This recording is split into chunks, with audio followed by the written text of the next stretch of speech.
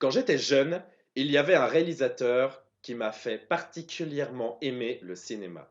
C'est Tim Burton. Je suis tombé sous le charme de ses décors en carton-pâte, ses courbes tout sauf droites et ses rayures. Grâce à cela, Tim Burton m'a mené vers le cinéma expressionniste allemand, une des références, des inspirations du monsieur chevelu. Si nous devions définir ce cinéma, il s'agit d'un courant qui compense le manque de moyens par une multitude de symboles et une ambiance fantasmagorique où les décors et la mise en scène se veulent proches de la psyché des protagonistes.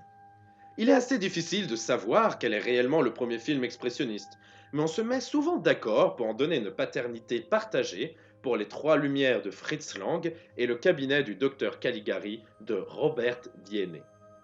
J'aime me perdre dans les dédales sombres et fumeuses de ce cinéma très particulier qui représente sans conteste l'âge d'or du cinéma allemand. Mais un penseur du nom de Sigrid Krauker, qui a lui-même connu cette époque, a écrit une thèse dans laquelle il explique qu'il y aurait des corrélations entre ce courant cinématographique et le nazisme. Ni une ni deux, ne perdons pas de temps et regardons dans le kinographe ce qu'il en est.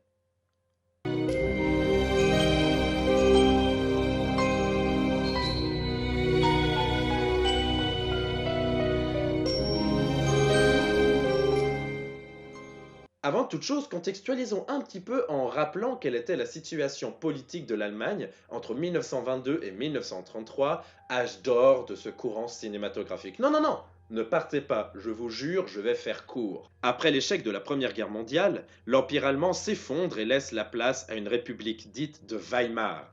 C'est une république instable qui ne satisfait que peu la population allemande, qui voit en la fin de la Première Guerre mondiale une véritable humiliation et entre cette république une traîtrise imposée par les ennemis. Le peuple allemand est nostalgique du régime autoritaire de l'Empire et la banqueroute financière dans laquelle se trouve le pays n'arrange rien. Le peuple est énervé. Mais d'un autre côté, cette république est celle de la libéralisation des mœurs et des loisirs de masse, comme la danse, les cafés ou, bien sûr, le cinéma. C'est dans ce contexte très particulier que se développe l'expressionnisme allemand. Il est donc légitime de se poser la même question que Krauker. Est-ce qu'il existe des points de corrélation entre ce cinéma et l'idéologie qui va plonger l'Europe et le monde dans la guerre de nouveau? Questionnons, si vous le voulez bien, deux films cultes de ce courant cinématographique. Le cabinet du docteur Caligari de Robert Wiene et Nosferatu de Friedrich Murnau. Le premier nous conte l'histoire d'un certain docteur Caligari se présentant comme un forain possédant un somnambule, César, lui obéissant au doigt et à l'œil. Dans des décors plus que jamais typiques de l'expressionnisme allemand, le film met en scène l'hystérie de masse et la folie. Ce film parle finalement d'une manière détournée et fantasmagorique de l'état d'esprit des Allemands à cette époque. La perte de valeur, la perte d'identité, le dysfonctionnement total de la société. Docteur Mabuse le joueur, 2 ans après le docteur Caligari, semble répondre à celui-ci. En effet, dans ce film, nous trouvons également un docteur qui peut manipuler les masses également grâce à des pouvoirs d'hypnose. Génie du mal, celui-ci se sert de la situation politique de la Grande Dépression financière pour arriver à ses fins. Robert Wiene, comme Fritz Lang, se servent de leurs personnages pour donner leur point de vue sur le contexte de leur pays. Quant à Nosferatu, il s'agit d'un film sublime. Oui, bon, restons neutres. Ce film nous présente le notaire Ulter qui se rend chez le comte Orlok qui va acheter une propriété en Allemagne. Le comte se révèle être un vampire et sèmera derrière lui mort, maladie et rats, en n'oubliant pas de porter son dévolu sur la belle et jeune fiancée d'Ulter. Quoi de plus innocent, me direz-vous? Eh bien, selon Krauker, on pourrait y voir une métaphore du nazisme naissant. En effet, nous y trouvons un étranger qui va se rendre en Allemagne pour y semer la mort, la maladie et les rats étant souvent comparés aux juifs à cette époque. Il ne faut pas également oublier que cet étranger cherchera à faire du mal à la jeune et gentille femme du brave Allemand. Il s'agit d'une vision très intéressante de ce film, et il se peut que Murnau se soit inspiré de l'état d'esprit de son peuple. Mais il faut garder en tête qu'il s'agit avant toute chose d'une adaptation non officielle du roman de Bram Stoker, Dracula, qui a été écrit bien avant en Angleterre.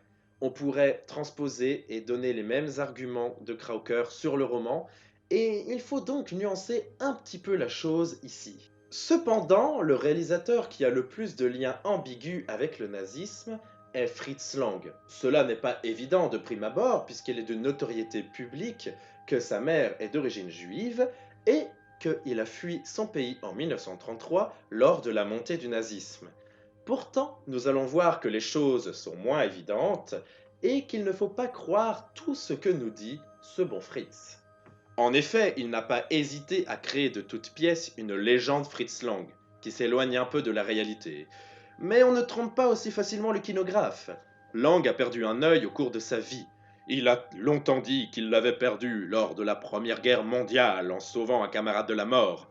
Une bien belle histoire, complètement fausse puisqu'il l'a perdu sur son film Metropolis. De plus, selon ses dires, sa première femme l'aurait surpris avec sa scénariste Thea von Harbou en salle de montage sur ses genoux. Il semblerait que ce soit dans une toute autre position qu'elle les ait surpris.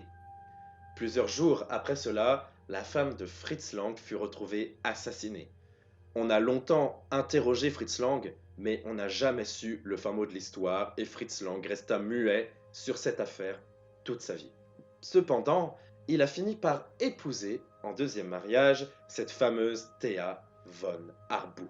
Et justement, penchons-nous un petit peu sur cette deuxième femme qu'on retrouve en tant que scénariste de la majorité des films allemands de Lang. Ce dernier a beau avoir dit « Regardez mes films, ma vie privée ne regarde personne. » Je suis désolé, mais nous ne pouvons guère faire autrement, mon cher Fritz, tellement œuvre et vie personnelle sont liées ici. En effet, sa deuxième femme adhère vite aux thèses nazies et va même parsemer l'œuvre de son mari de symboles antisémites à son insu. Ainsi, nous pouvons voir en Métropolis un film fasciste, puisque le film nous explique le besoin de la création d'un nouvel homme, plus fort au service d'un État fort. À la fin de son film dystopique, les ouvriers, trompés, se révoltent et renversent l'ordre établi. On peut rapprocher cela des paroles de Hitler quand il disait « Le citoyen moyen doit détruire les autorités qu'il a créées. Par la suite, sur les restes, nous bâtirons notre empire pour un millénaire. » Pourtant, d'un autre côté, l'œuvre de Fritz Lang paraît profondément anti-nazie. Le dernier film allemand, avant sa fuite en France puis aux États-Unis, Le Testament du Docteur Mabuse, reprend le personnage qu'il a déjà mis en scène 11 ans auparavant. Dans ce film, le bon docteur, à présent emprisonné pour ses crimes, cela ne vous rappelle rien, écrit une Bible diabolique visant à mettre fin au système en place afin d'instaurer un empire pour un millénaire de crimes. Le lien entre Hitler et la rédaction de Mein Kampf est évident, et les paroles de Hitler sont ici exagérées, se présentant comme une mise en garde. 2 ans auparavant, il sortait son grand classique M, le maudit. Celui-ci se présente comme un réquisitoire contre la peine de mort et le totalitarisme. Le personnage de Grunner représente, selon lui, la menace d'une violence ayant les pleins pouvoirs sur les réseaux de son pays, outrepassant alors la justice et les lois pour parvenir à ses fins. Comme vous le voyez, l'œuvre de Fritz Lang est tiraillée, comme l'était le peuple allemand à l'époque. Mais pourtant, il n'a pas adhéré au nazisme et a même essayé de mettre en garde son peuple. Pourtant, il a bien eu des tentations dans sa jeunesse. Il a premièrement été nationaliste, mettant en scène 2 films portant sur un héros allemand alors que l'Allemagne était en perte de repères, allant même jusqu'à déposer des fleurs sur la tombe de l'empereur Frédéric II le jour de l'avant-première de ses films. Mais au final, il a préféré renoncer à son pays plutôt que d'adhérer au parti nazi. En 1933, sur le tournage du Testament du Docteur Mabuse, le ministre de la propagande Goebbels serait venu lui proposer la direction du cinéma du Reich.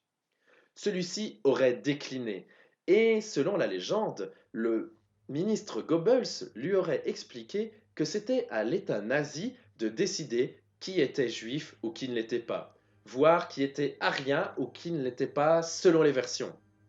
C'est une très belle légende, mais le kinographe n'a pas pu prouver les sources. C'est pourtant probable. Fritz Lang a expliqué qu'il avait quitté son pays, laissant sa femme faire des courbettes au parti dès cette entrevue passée en mars 1933.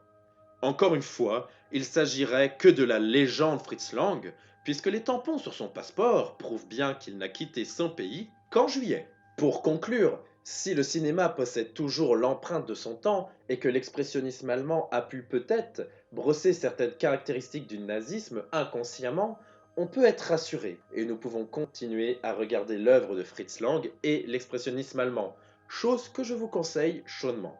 Pourtant, l'État nazi s'est bien sûr saisi du cinéma pour en faire un instrument de propagande, mais cela, je vous l'expliquerai dans un autre numéro. En attendant, je laisse à Fritz Lang le mot de la fin. Certains voient dans le cinéma un divertissement, j'y vois de l'art. Le cinéma met parfois le doigt sur certains phénomènes en leur donnant une forme nuancée.